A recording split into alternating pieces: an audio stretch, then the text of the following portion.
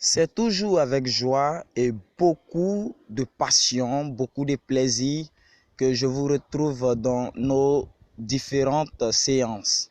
Et oui, c'est cette même joie qui me remplit en ce matin. Ok les amis, je suis tellement content de vous retrouver dans notre toute nouvelle séance. Voilà, je ne peux que vous dire bienvenue. Voilà. Et aujourd'hui, sans plus tarder, nous allons étudier Adverbs of Manner. OK? La fois dernière, nous avons vu Adverbs of Time, les adverbes de temps. Aujourd'hui, nous allons voir Adverbs of Manner, ce qui signifie les adverbes de manière. Sans plus tarder, nous allons sur la page de cours. OK, Adverbs of Manner. Manner. Introduction. Adverbs of manner show us how an action takes place. Generally, they are put after the principal verb or the object complement. We know the suffix man in French.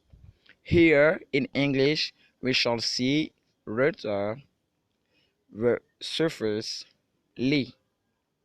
Je traduis très rapidement. Les adverbes de manière nous montrent comment, ok, nous montrent comment, c'est-à-dire la manière dont, ok, comment une action se déroule. Donc, nous montre la manière dont une action se déroule. Généralement, ces adverbes-là sont, voilà, normalement, c'est généralement, ils sont mis, voilà. Donc, il est ici pour les adverbes de manière. Donc, généralement, ils sont mis après, ok, après les verbes principaux ou, ok, ou le complément d'objet. D'accord? On nous dit ensuite que déjà nous connaissons le suffixe man en français, ok, mais ici en anglais, nous allons voir plutôt le suffixe li, ok. Vous voyez ly, c'est ce qui remplace man, ok, c'est ce qui remplace man en anglais. Donc, on nous dit ici some names of adverbs, ce qui signifie quelques noms des adverbes. Voilà. Nous avons slowly, ok, slowly, slowly qui signifie lentement. Vous voyez, on a mis li en rouge et man en rouge. Ce qui signifie que slow, slow veut dire lent, ok, slow, lent. Et on a ajouté seulement le suffixe li, ok. Nous avons generally, generally qui signifie généralement, ok. Donc, normalement, general signifie général, ok. Nous avons ici daily, ok. Daily, daily, quotidiennement, ok. Mais attention, ici, DAI ne veut pas dire quotidien, hein. Voilà. C'est la transformation de day, ok. D-A-Y, day, ok. Quotidiennement, terre à terre, c'est tous les jours, voilà. Donc, jour, day, voilà. Pour ne pas dire jourement, on a dit quotidiennement, voilà, c'est tout. C'est tout ce qu'on a fait. Quand il s'agit des mots se terminant par Y, on enlève Y, on met I et on ajoute li. Voilà, et c'est ce qu'on a fait. Voilà, c'est pareil aussi pour easily. Easily, normalement, facile en anglais, c'est easy. Ça se termine par Y. Easy, au lieu de I, hein, au lieu de I que vous voyez actuellement, c'est plutôt Y qui est là-bas. Quand on veut traduire facile, ok. Mais ici, on a enlevé Y et on a mis I accompagné du suffixe li, ok. Donc, easily, qui signifie facilement, ok. Nous avons aussi peacefully, ok. Peacefully, peacefully, qui signifie pacifiquement, voilà.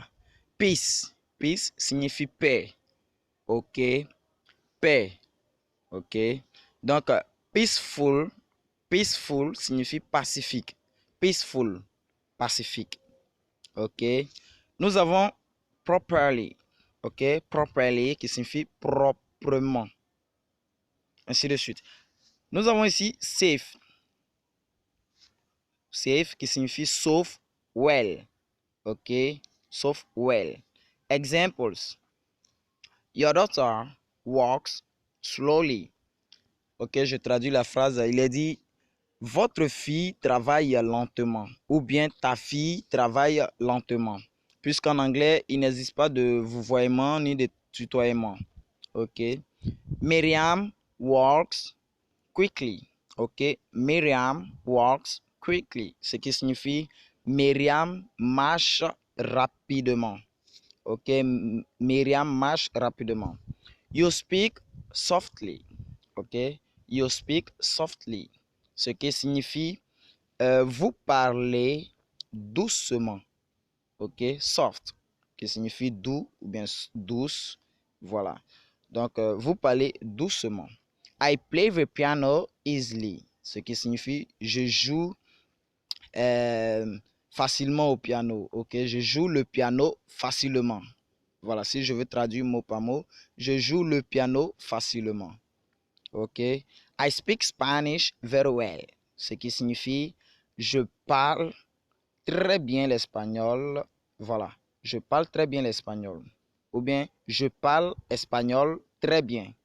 Voilà, mot par mot, je parle espagnol très bien. Ok. The adverb of manner should not be put between the verb and the complement of object. On nous dit ici que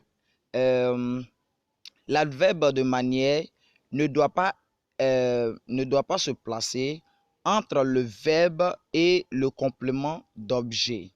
Ok, et on a donné un exemple. Ici, en rouge, nous voyons Aminata eats daily the rice, ce qui n'est pas correct. Ok, daily ici est mal placé. Et pour mieux placer daily, on dit Aminata daily eats the rice. Aminata quotidiennement mange le riz. Ok, pourtant en français, on pouvait bien dire Aminata mange quotidiennement le riz. Mais ici, c'est incorrect. On dit Aminata quotidiennement mange le riz. Ou bien, vous pouvez utiliser la deuxième méthode, c'est-à-dire l'adverbe de manière qui est placé après, comment je peux dire, le complément. Ok, nous avons Aminata eats the rice daily, ce qui signifie Aminata mange le riz quotidiennement. Et ce sont ces deux méthodes en verbe qui sont correctes. Ok. Exercise. Translate and do sentences with these following words. On nous dit ici de traduire, ok, les mots que nous voyons ci-dessous. Nous les traduisons en anglais et nous faisons des phrases avec. Voilà. Donc nous prenons rapidement, nous mettons égal et nous donnons rapidement en anglais. Et juste en bas, nous présentons la phrase contenant rapidement en anglais. Voilà ce qu'on va trouver. Voilà comme équivaut du mot rapidement. Voilà. Donc vos commentaires et exercices dans le groupe de discussion. Voilà, vous pouvez nous joindre en appel au plus 225 07 89 26 88 61 ou via WhatsApp, c'est-à-dire ici même plus 225 05 86 66 59 49. Page Facebook, cours d'anglais en ligne avec Mr. Kofi officiel, je précise, officiel. Voilà, j'ai oublié de le mentionner ici, mais officiel. Ok les amis, vous le savez, je vous aime, je ne cesserai jamais de vous aimer. C'est toujours un plaisir, franchement. Lorsque je vous retrouve là, je ressens cette joie inexplicable. Voilà. Donc, ce qui m'amène à manquer de mots vraiment pour exprimer cette joie. Voilà. Blablabla. Bla, bla. Ok les amis, je vous dis merci. Bonne journée et à très bientôt.